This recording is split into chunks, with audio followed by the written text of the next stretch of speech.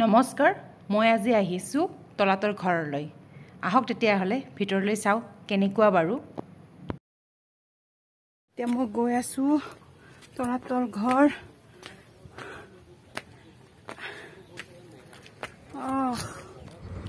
গুৱাহাটীৰ পৰা শিৱসাগৰলৈ আমি নাইট চুপাৰত আহিছোঁ এতিয়া কিমান ধুনীয়া বাছখন চাওকচোন এয়া আমি এতিয়া হোটেলত বৃন্দাবন আমাৰ গুডু গুড গ'ল ভিতৰত আছে তাৰ পৰা দেখিছে আপোনালোকে বৃন্দাবন লতাকে আহিছে হোটেলৰ পৰা ফ্ৰেছ হৈ এতিয়া আমি যাম তলাতৰ ঘৰলৈ তো আপোনালোকক লগতে দেখাম ঠাইবোৰ কেনেকুৱা চাওকচোন বৰ্তব্য কি ধুনীয়াকৈ সজাই ৰাখিছে ইয়াৰ কাষতে টিকেট কাউণ্টাৰ টিকেটবোৰ বেছি দাম নহয় 20 টকাকৈ কিন্তু অনলাইন পে' কৰিব লাগে যদি গুগল পে' নাই ইউনো পে' নাই তেতিয়াহ'লে আপোনালোকে আগতেই ঠিক কৰি আনিব নহ'লে সমস্যাৰ সন্মুখীন হ'ব তলাতল ঘৰ অসমৰ শিৱসাগৰৰ ৰংপুৰত অৱস্থিত আহোম স্বৰ্গদেউসকলৰ দ্বাৰা নিৰ্মিত এটা ৰাজমহল এই ঐতিহ্যপূৰ্ণ ঘৰটো আহোম স্বৰ্গদেউ ৰাজেশ্বৰ সিংহৰ দিনত মানে 1751 পৰা 69 চনত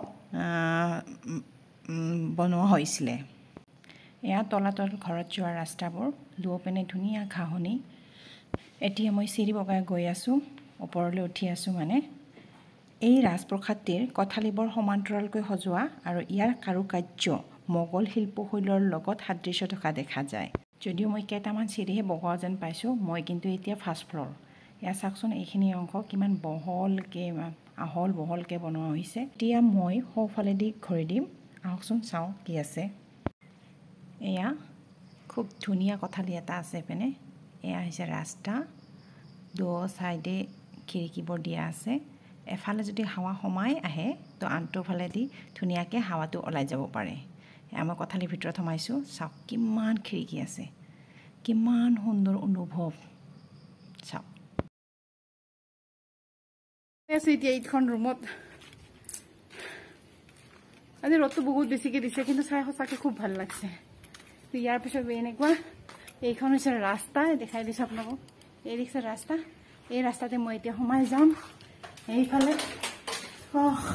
সোমোৱাৰ লগে লগে এইখিনি সঁচাকৈ এটা কথা কওঁ ইমান ধুনীয়া হাৱা আহে তো এইপিনে খিৰিকীৰ নিচিনাকৈ দিছে দেখিছে এইপিনে আৰু সেইপিনে আৰু ইমান সমানকৈ দিছে যে দুয়োফালৰ পৰা হাৱাটো মানে ওলাই যাব পাৰে সেনেকৈ এইখিনি খুব আহল বহল ঠাই এনেকৈ তো এইপিনেও সেনেকৈ আছে খুব আহল বহল মই আপোনালোকক তো এইটো যেনেকৈ আহল বহল এইখিনি এৰিয়া দেখালোঁ মই তো ইয়াৰ পৰা এইটো চাওক এইটো ৰুম এনেকৈ চালে এনেকৈ ওচৰত জংঘল খুব জংঘল মই গৈ আছোঁ আৰু আন এটা চিৰিলে আকৌ ইপিনে দি ওপৰলৈ উঠি যায় এইটোলৈ ওপৰলৈ উঠি যায় তো সেইটো তলত এইখিনি তলত আৰু এইখিনি ওপৰতো আৰু কেইবাটা ঘৰ আছে এইটো এটা সৰুকৈ ঘৰ এইটো এটা ঘৰ এটা এটাকৈ দেখ এনেকৈ এইটো গুডু দেখিছেনে এই গুডু আৰু মানসী বে ভাগৰ লাগছে সিহঁতক তলাতল ঘৰৰ পশ্চিম দিশত এটি আঠকণীয়া মন্দিৰ এয়া চাওক মন্দিৰ এইটো মন্দিৰৰ কাষতে এয়া চাগে বহা আসন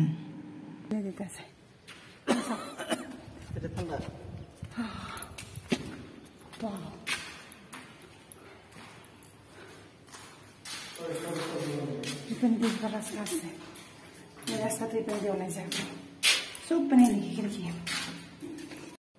এইবোৰ চাওকচোন ৱালতে কি ধুনীয়াকৈ বস্তু ৰখাৰ কাৰণে ধুনীয়াকৈ বনাইছে এইবিলাক চাওক আৰু এনেকুৱা কাৰুকাৰ্য আচলতে মোগল সাম্ৰাজ্যতো বহুত দেখা যায় এইবোৰ চাগে কোনো ফটো এনেকুৱা ৰাখিবৰ কাৰণে লগাইছে খুব ধুনীয়া এয়া চাওক খুব ধুনীয়া মানে আৰু ভিতৰত সোমাই কেনেকুৱা যে অনুভৱ হৈছে আৰু গৰমতো মানে গৰম নালাগে এইখিনি তলাতল ঘৰৰ পিছফালৰ দৃশ্য এয়া চাওক ওপৰতে মই খোজকাঢ়ি আছিলোঁ যে এই তলত এইবিলাক অন্য এটা কথা ৰাস্তা এয়া চাওকচোন কিমান ধুনীয়া চাওক ইয়াতে বহুত মানুহ চাবলৈ আহে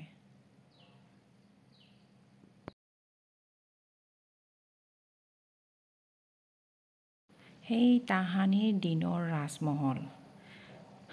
কথাবিলাক শুনিলে সাধু কথা যেন লগা, কিন্তু চকুৰে যেতিয়া দেখোঁ, অনুভৱ কৰোঁ, সঁচাই কিমান হাই থিংকিং তেওঁলোকৰ। চালে অনুভৱ হয় আমি এতিয়া এইটো শতিকাত থাকিও বহুত মানুহে এইখিনি চিন্তা কৰিব পৰাও আমি হোৱা নাই। মই নিজৰ অনুভৱৰে কৈছোঁ, যদি আপোনালোকৰ কেতিয়াবা সময় হয় তেতিয়াহ'লে আপোনালোকে এইবিলাক ঠাই ঘূৰক, সঁচাকৈ খুব ভাল লাগে। প্ৰসাদ হিচাপে মোক ইয়াৰ দৰ্জাবোৰ অকণমান চাপৰ যেন লাগিছে, কিন্তু খুব ধুনীয়া, কাৰুকাৰ্য খুব ধুনীয়া। আজি বতৰটো বহুত গৰম আছিলে, কিন্তু বিশ্বাস কৰিব ৰুমটোৰ ভিতৰত সোমোৱাৰ পিছত কোনো গৰম অনুভৱেই নহয়। ইয়াত কোনো ফেনৰ দৰকাৰ নাই, এচিৰ দৰকাৰ নাই। এই তলাতল ঘৰটো আহোম স্বৰ্গদেউসকলৰ দ্বাৰা নিৰ্মিত এটা 7মহলীয়া ৰাজমহল। 4টা মহল মাটিৰ ওপৰত আছে আৰু 3টা মহল মাটিৰ তলত থকা বুলি কয়, কিন্তু বহু বছৰ আগতেই তাৰ ৰাস্তাটো হেনো বন্ধ কৰি দিয়া হৈছে। এতিয়া আমি মাটিৰ তলত যাব নোৱাৰোঁ, সেয়েহে আমি ওপৰৰ অংশ চাই আছোঁ। এনেকৈ ৰাখি দিছে কিবা এটা।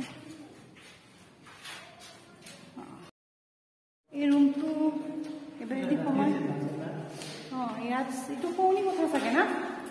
এইটো ডেক'ৰেশ্যন থকা ৰুমচোন, ওপৰতো খুব ধুনীয়াকৈ ডেক'ৰেশ্যন। শুৱনি কথা আছে চাগে এইখন। হা এইটো চাই এনেকুৱা লাগছে এইটো বৰ ৰজাৰ শুৱনি কথা আছিলে। দেখাত ধুনীয়া চিলিং, শুৱনি কথাবোৰ এনেকৈ ওলাই পেলাই আৰু ইপিনেদি এটা ৰাস্তা, এই ৰাস্তা এইপিনে চোৱা নাই, এইপিনে আকৌ যাওঁ চাগে। এই এটা শুৱনি কথা, এইখনো খুব ধুনীয়া, এইখনো খুব ধুনীয়া।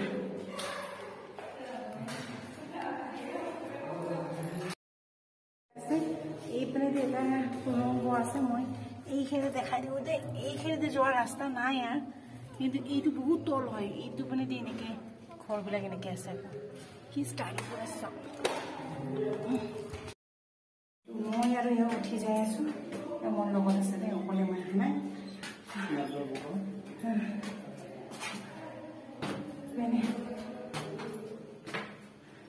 ঠায়ে ঠায়ে এনেকৈ কিনি দিয়া আছে। এইটো সকলোতকৈ ওখ আৰু তলাতল ঘৰৰ সকলোতকৈ ওখ ফ্ল'ৰটোত তেতিয়া আহিছোঁ আমি। আহকচোন চাওঁ ইয়াতে কেনেকুৱা ধৰণৰ কি আছে। এইপিনে এটা বেলকনি আছে, এইটো এনেকুৱা, এইটো সকলোতকৈ ওখ এই অংশ। ইয়াতো এটা খুব ধুনীয়া কথা এটা আছে, চাওকচোন কিমান ভাল লাগিছে। এয়া মই ভিতৰত সোমাই আছোঁ এতিয়া, কিমান ধুনীয়া ডিজাইন কৰিছে, চালেও হেঁপাহ নপলায়, ইমান ধুনীয়া। তলাতল ঘৰত হেনো 2টা গোপন সুৰংগও আছিলে। তাৰে এটা সুৰংগ দি তলাতল ঘৰৰ পৰা দিখৌ নৈৰ লগত সংযোগ আছিলে, দিখৌ নৈ যাব পাৰিছিলে, আৰু আনটো সুৰংগৰ তলাতল ঘৰৰ পৰা গড়গাঁও কাৰেংঘৰলৈ যোৱাৰ সুৰংগ আছিলে।